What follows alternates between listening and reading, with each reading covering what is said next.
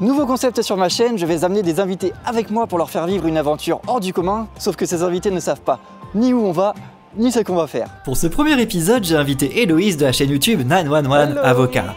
Elle n'a aucune idée de ce qui l'attend, une descente en rappel de 50 mètres pour atteindre le cœur d'une grotte dans laquelle elle va voler comme un oiseau.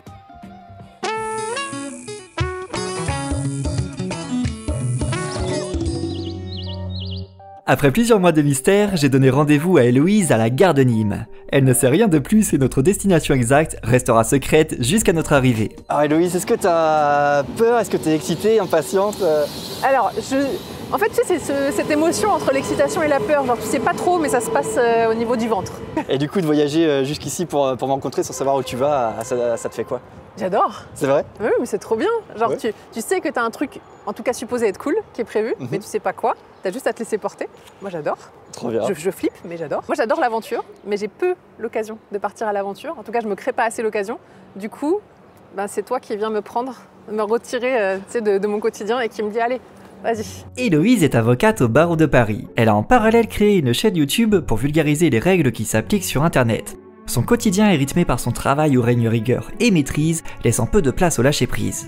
C'est donc un vrai challenge que je lui propose aujourd'hui, se laisser porter pour vivre une incroyable expérience. Après 1 heure de route, nous arrivons à notre destination. La grotte de la Salamandre, qui était jusqu'à peu un avène. Un abîme. Une cavité naturelle dont l'accès se fait par le haut. L'entrée était connue des chasseurs et des bûcherons depuis des générations. Mais personne ne s'y était aventuré avant 1965, quand un groupe de spéléologues a décidé d'explorer ses profondeurs. Ils ont pour cela commencé par une descente en rappel de 50 mètres vers l'inconnu. Et aujourd'hui, c'est exactement ce que je vais faire vivre à Héloïse. Tu sais que j'ai quand même un petit peu peur aussi en fait. À toi aussi. En fait, je me dis, imagine, en fait tu détestes ce que je t'ai prévu, en fait tu vas trop m'en vouloir quoi. On réglera nos comptes juste après, voilà. Et c'est moi qui t'emmènerai dans un autre truc. Ok. Non, ça non. me va. Non, vraiment, là, en fait, je me pose beaucoup de questions. Plus ça passe, plus je m'interroge. Et plus je me dis que je suis grave chanceuse d'être là. Parce que c'est trop cool, quoi. Bon, ça y est, Héloïse, on est arrivé. Oh, ça va m'enlever un poids aussi, parce qu'à chaque fois que je te parlais, j'avais tellement peur de faire une gaffe et de t'en dire trop. Mais là, ça y est, on y va, on va pouvoir rencontrer Pierre. Bonjour Pierre. Bonjour Pierre. Bonjour. Je te présente Héloïse. Eh bien, enchanté. Pierre est le directeur technique et le cofondateur de la grotte de la Salamandre. Il connaît les lieux comme personne et sera aujourd'hui le guide d'Héloïse. Alors Héloïse, je t'avais demandé de prendre des affaires, un peu plein d'affaires pour t'embrouiller un peu. Je t'avais demandé de prendre une tenue chic. Ouais, je vois que ça va être utile. Je pense que tu as compris que tu vas pas en avoir besoin. Je t'avais demandé de prendre un maillot de bain. T'en auras pas besoin. Je t'avais demandé de prendre une tenue de sport. Je vais peut-être dégainer. Il faudra qu'elle se change. Le but, c'est d'être confortable, Faut en pas... fait, c'est Voilà, ça. exactement. À ce moment-là, Héloïse a vu des casques et des câbles, alors elle commence à avoir une petite idée de ce qu'elle va vivre. Alors, pourquoi tu es là? Eh bien, ils t'ont fait la surprise. Tu es face à l'entrée naturelle de la salle qu'on a aménagée en bas. C'est pour ça que le nom de ce site, c'est Grotte de la Salamandre. Une grotte, On va dans une grotte. c'est un accès horizontal, d'accès à un réseau souterrain. Ouais. Par contre, l'entrée naturelle, puisque c'est le seul accès qui existait avant l'aménagement, c'est un avène. Et un avène, c'est un accès vertical à un réseau souterrain. Donc c'est par là que tu vas passer. Waouh. Et du coup, les premiers qui sont descendus ne savaient pas exactement ce qu'ils allaient trouver en dessous. Ah non, mais c'est ça, c'est ça la drogue de la spéléo, c'est que c'est l'exploration au sens pur du terme. C'est de la surprise totale, quoi. quoi. Quand tu rentres dans une grotte, quand tu découvres une grotte, tu sais jamais ce que tu retrouves. Et du coup, moi, en fait, ce que je voulais, c'est que tu vives justement ce qu'ont vécu les personnes qui sont descendues il y a 50 ans en descendant dans cette grotte. Héloïse ne sait pas encore quelle hauteur elle va descendre en rappel et ne sait pas ce qu'elle va trouver en dessous. La descente commence par 15 mètres face à une paroi, avant de déboucher, d'un coup, dans la majestueuse salle éclairée. Ça, tu m'en veux pas trop pour l'instant? Non, ça va. Non, là, j'ai l'impression de partir à l'aventure. Ouais, tu te sens comment là? C'est l'excitation qui domine? Ouais, complètement. Ouais. Complètement. Vraiment. Ok, bah trop bien. Et ben, je crois que c'est parti. Eh ben, allez, c'est parti. I'm coming. Ok, main gauche, tu tiens la corde après le descendeur. Maintenant, tu passes ta jambe gauche par-dessus la corde et tu tournes le dos au puits. Oh bordel. Tu t'assois, assieds-toi dans le baudrier. Tu peux m'expliquer tout avant? Vas-y d'un coup. Je suis en train de t'expliquer. Voilà. Maintenant, tu peux lâcher la main droite. Ah bon? Mais détends-toi, tu es bloqué. Lâche cette main. Oh bordel. Vas-y. Regarde. Ok. Là, tiens la corde à deux mains sans forcer. Dessous. Ok. Maintenant, tu mets tes pieds au bord de la terrasse et tends les jambes. T'es sûr que t'as bien truqué le machin? T'es bloqué. D'accord. Tends les jambes. Ouais. Là, vas-y, Ok. vas-y. Là, Ok. détends-toi, t'as fait le plus dur. Ah bon? Mais oui. Je suis plus du tout en confiance. Alors, il faut que tu aies confiance dans le matériel. Oui. Alors, si ça peut te rassurer, j'ai horreur de la paperasse. Ouais. Donc, il n'est pas question qu'il arrive quelque chose. Ça a pas l'air solide le truc. Hein. Cette corde, elle résiste à 1,5 tonne. Ah ouais? C'est ce que m'a dit le brocanteur quand je l'ai acheté. Ça. Tu enlèves tes pieds, mets-toi dans le vide. Ah ouais? Oui, oui, ne te Ok. mets pas trop en arrière. Voilà. Ok. Et vas-y, regarde. Tu alternes. C'est vrai que ça fait...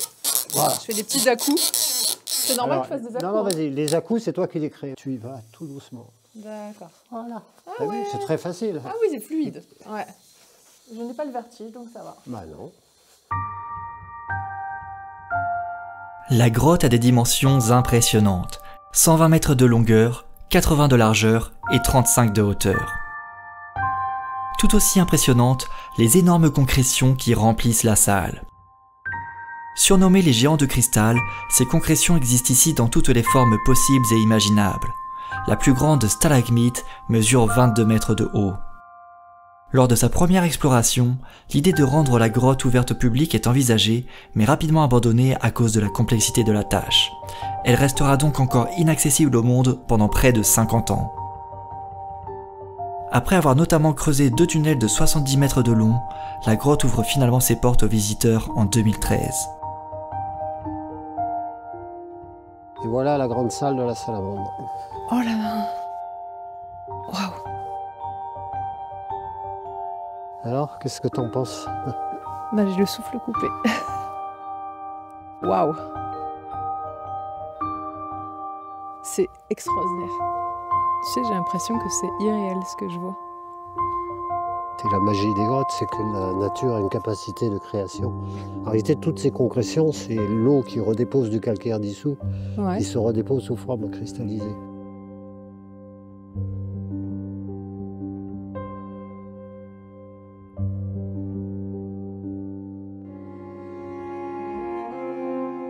Quand elle a touché terre, j'ai évidemment voulu recueillir les premières impressions d'Héloïse. En fait, tu sais, j'ai l'impression que c'est tellement beau. C'est tellement beau que ça fait irréel en fait. C'est comme dans un rêve, tu sais, à la fois je me dis waouh, c'est extraordinaire. Et à la fois je crois que mon cerveau il réalise pas. Tellement c'est fou. Tu vois même plus. Tu vois même plus par où t'es rentré en fait. C'est.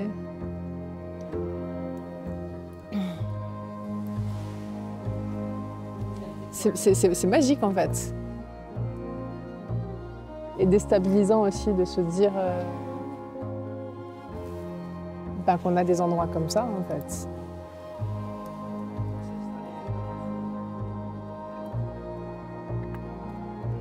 Et du coup, ça s'appelle la grotte de la salamandre. Quand tu es le premier à explorer une grotte ou un domaine, tu peux le baptiser comme tu veux. Ok.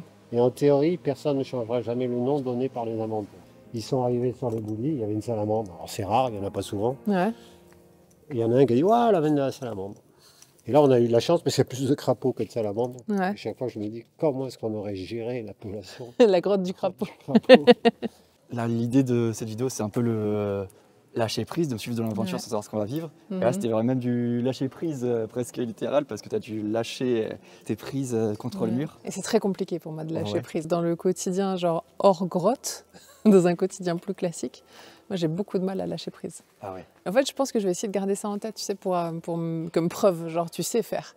Tu sais lâcher prise, tu sais t'asseoir dans le vide. Donc, en fait, finalement, dans le cadre de ton travail ou de ton quotidien, bah, peut-être que tu peux lâcher prise davantage. À ce moment-là, Héloïse pense que son aventure est terminée, et pourtant, c'est l'heure de la mener vers une dernière surprise. Je vais te montrer un dernier petit truc avant qu'on parte. Ouais.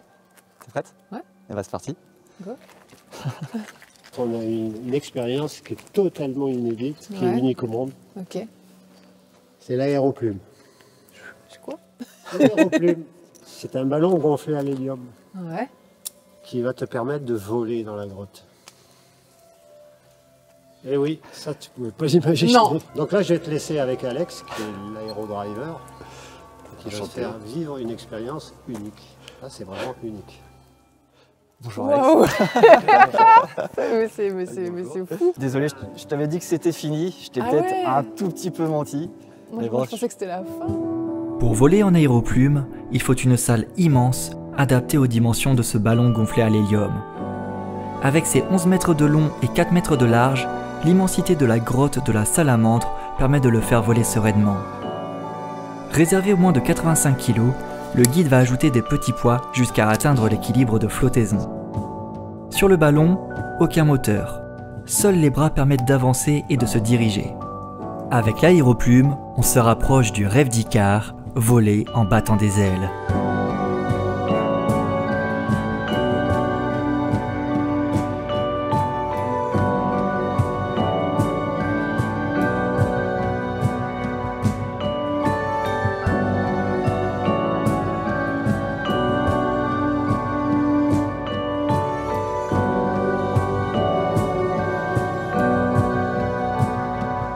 J'ai toujours rêvé de voler.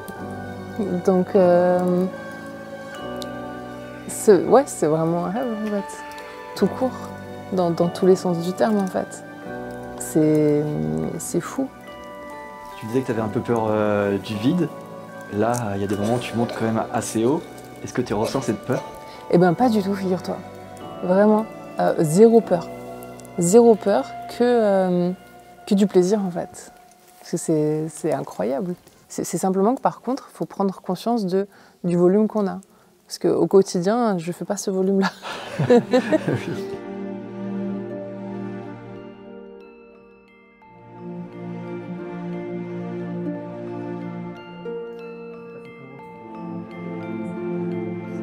Alors Héloïse, est-ce que tu peux me partager un peu tes émotions finales maintenant que là, c'est promis, tout est fini? Ben, en fait, c'est bizarre, mais je sens une énorme fatigue. Je pense que c'est, tu sais, les sensations fortes qui retombent et toute cette contraction qui retombe. Après, ça fait peut-être beaucoup à encaisser aussi, quoi. Ces deux expériences qui sont quand même en un peu fortes et qu'on n'est pas préparé en plus. Parce que mais je pense que c'est ça en fait, c'est que ça a fait beaucoup en fait pour le corps, pour l'esprit, etc. Et là, je suis en train de redescendre en fait finalement. Okay. Mais il y a eu une phase pendant l'aéroplume qui était vraiment extraordinaire où, en fait, je suis un peu partie.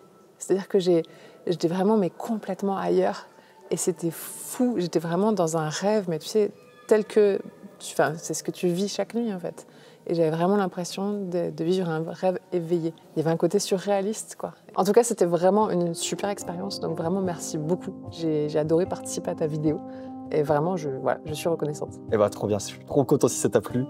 Et j'espère que ce concept vous plaît à vous aussi. Si c'est le cas, dites-le moi en commentaire et dites-moi qui vous voudriez voir dans une prochaine aventure. Donnez-moi de la visibilité pour que je puisse réaliser de prochaines vidéos. Et je vous dis à bientôt. Ciao.